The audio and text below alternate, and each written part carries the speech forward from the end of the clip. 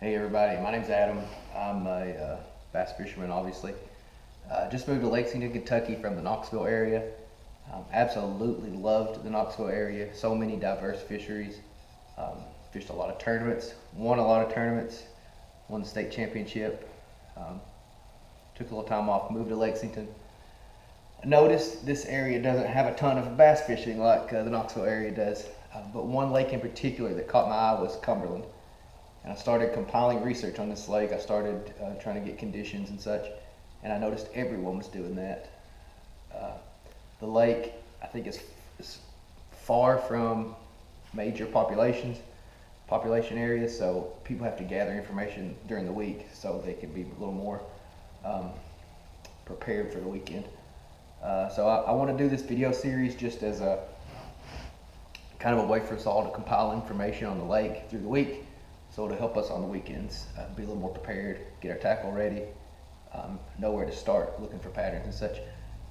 In the comments of this video, just drop like water temperature, clarity.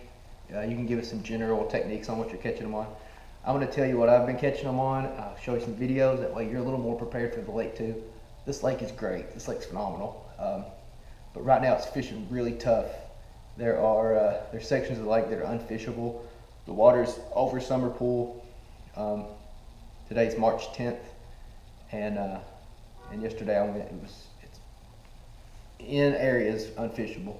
Lower end of the lake is muddy, but you can go up some of those creeks and find some clear sections. I've heard of people catching them up the lake, but I haven't myself. I've been sticking to the lower end. Some clear sections, some not so clear sections, but if you do a little looking, you can find fishable water.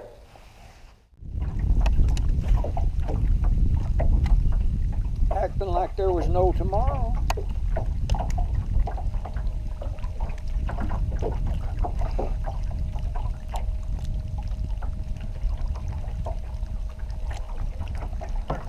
Right at the boat, that's a good one. You need a net? Yeah, let's get the net in. Okay, let me set this down here. Oh, big smallmouth. Oh, big smallmouth. Here. Can you bring her to me? I'll try my best. He's still full. He's still green. Oh, one hook, one hook. Get him in there. Woo! Look at that one, boys. You ain't got Get that, boys.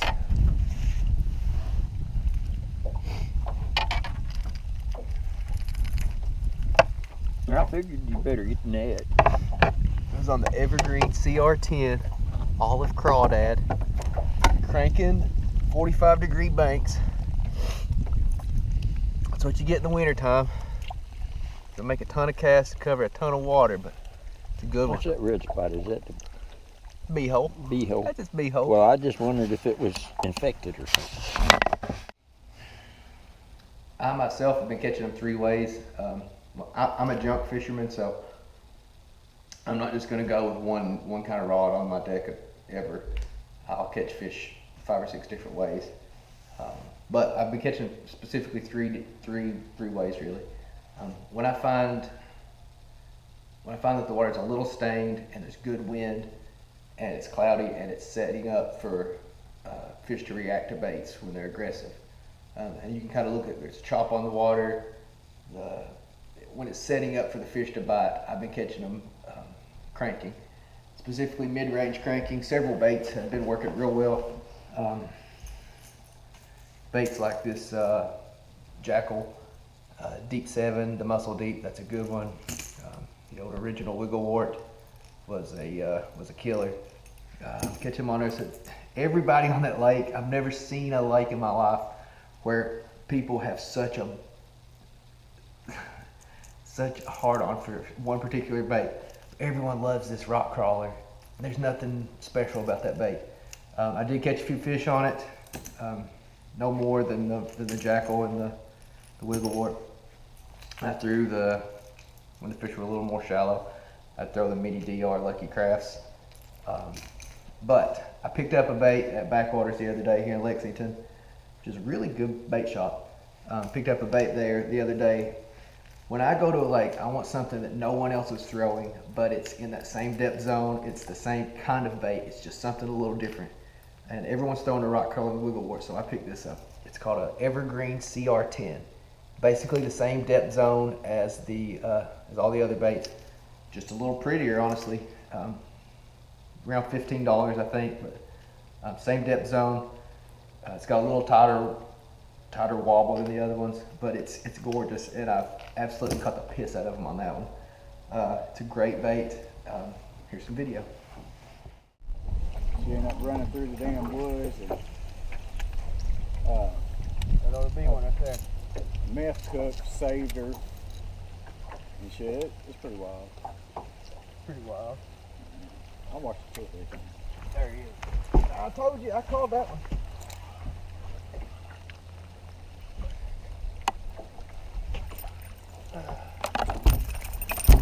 Molly. Where's that mean? Another way I've been catching them, and I'll just, when I want to cover water, do this, is throw Alabama rig. Water's a little stained in most areas, so I'm throwing it with big blades. The Flash Mob Junior by Yum is a good one. I home make one, but Backwaters did have some of the Flash Mob Junior the other day at the Flash Mob. Really good bait. Put Keytex on it. Got a bunch of bites on it. Caught some good quality fish on that one too. Caught some striper on that one too. I didn't get as much footage with that, but I did catch some fish on it. It's been a good one. And normally that bait, rain, shine, muddy, a little clear, great way to catch fish. And just go down the bank and chuck that thing. Good stout rod. I've been throwing on straight braid. Hasn't bothered me. Caught some fish outside the mouth, but I think that's just a product of the muddy water right now. So, that's the next one.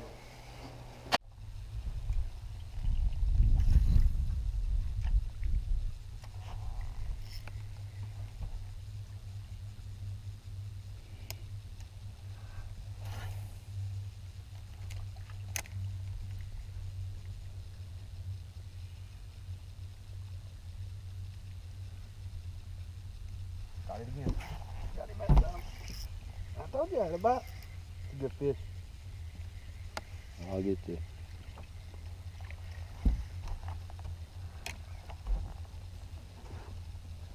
Big fish, Pat. That's a really big fish. Okay, we'll take care. Drum. Huh? Oh, it's a big smallmouth. Yeah. He's right. Oh! Ooh, I tried. There you go. Put him in there now. That's about the same size. Oh yeah. That's a good. Son, he's so white, he looks like a drum. He choked it, man. He choked it. Choked it.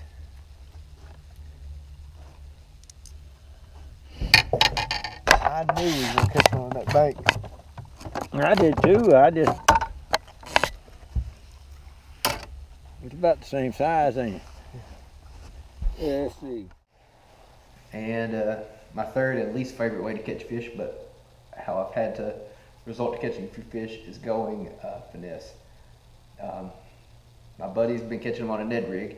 I don't throw that personally. I'll throw a finesse jig. I'll throw a shaky head. I'll throw a drop shot. I've demikied a few fish, but the real thing I've been throwing, I think it's caught the most fish and the biggest fish for me lately, aside from cranking, is that finesse jig. Throw a striking Ned Rage Bug on the back. It's a disgusting little looking bait. Not attractive at all. Throwing it on a 3/8 ounce finesse jig, and I've been catching a lot of fish doing that, a lot of big fish. I hope this is helping people. But when it's sunny, when it's calm, when the fish aren't in a really active mood, you can get out on some of those points, secondary points. I noticed on that lake there's a lot of little guts, like little creeks that come off the hill and make these little guts, and you can fish those and catch some good fish right now. I haven't been doing good in the backs of the pockets, main lake points, secondary points, and those little guts have been the real deal lately. Really, that's about it. Rip spinner bait on it, and it's easy to turn. Really ought to fucking be one here. Big one. I thought I felt something too. I said there really ought to be one here. You mean that, don't you? fucking off. Feels like a big swamp,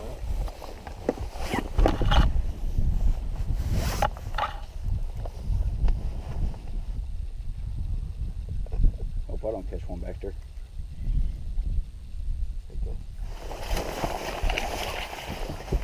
Ain't a giant smallmouth, but Yep, but you got a good net, man. you're close to it. All that matters. Good net, man. How the other camera phone does better, but